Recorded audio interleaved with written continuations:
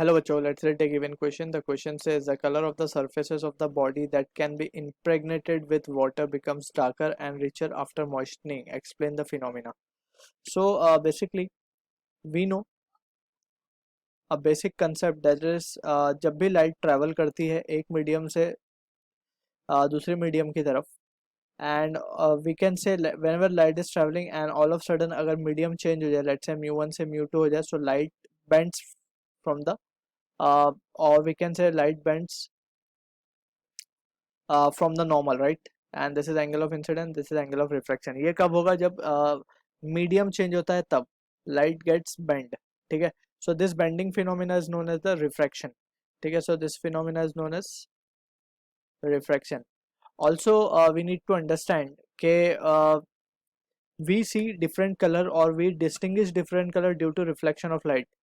ठीक है ना? जितनी लाइट रिफ्लेक्ट होकर हमारी आंखों में जाती है, according to that we can decide which colour is red, which colour is green and which colour is so. ठीक है? सो अलग अलग कलर का डिफ्रेंशिएशन भी डिपेंड करता है रिफ्लेक्शन ऑफ लाइट के ऊपर. ठीक है?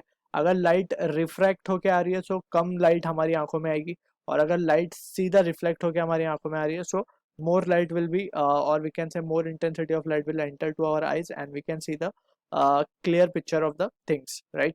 अब हम बात करते हैं कि एग्जाम्पल ले लेते हैं. ये क्वेश्चन जो हमसे पूछा है, हम इसका एक example best we can see wet clothes, right? अगर हम वेट क्लोथ्स को देखें सो दे अपीयर डार्कर, वो थोड़े कलर उनका डार्क दिखता है हमें as compare to the cloth which are simply means जो कि ड्राई है कम्प्लीटली, राइट? सो वो वेट क्लोथ डार्कर शेड दिखता है उसका. ऐसा क्यों हो रहा है? ठीक है? So let's try to visualize the situation. जैसे हमने बात की, let's suppose we have a fabric, this is the cloth fabric, right? ये क्लोथ फैब्रिक हमने ड्रॉ किया है. यहाँ पे we can see there is just the molecule of fabric and the air in between. ठीक है? अब यहाँ पे लाइट इंसिडेंट होगी. ठीक है ना? This is dry air, dry condition, this is a dry condition. अब यहाँ पे लाइट एंटर कर रही है. लाइट एंटर करने के बाद, ठीक है, आफ्टर ये डीप इनसाइड तक नहीं जाएगी. ठीक है? Just it will reflect from the upper surface of the we can say upper surface of the fabric only. ठीक है? क्योंकि मीडियम चेंज नहीं हो रहा, ऑलमोस्ट मीडियम सेम है, so we can say it will reflect back and it will enter to our eyes. ठीक है ना? सो ये हमारी आंखों में एंटर कर जाती है. ठीक? सो यहाँ पे we can see majority of the things और the most of the light is entering to our eyes. अब इससे क्या होगा? हमें इसे ये जो कलर है प्रॉपर इसका कलर जैसा है वैसा ही दिखेगा. ठीक है? This is for the condition of dry.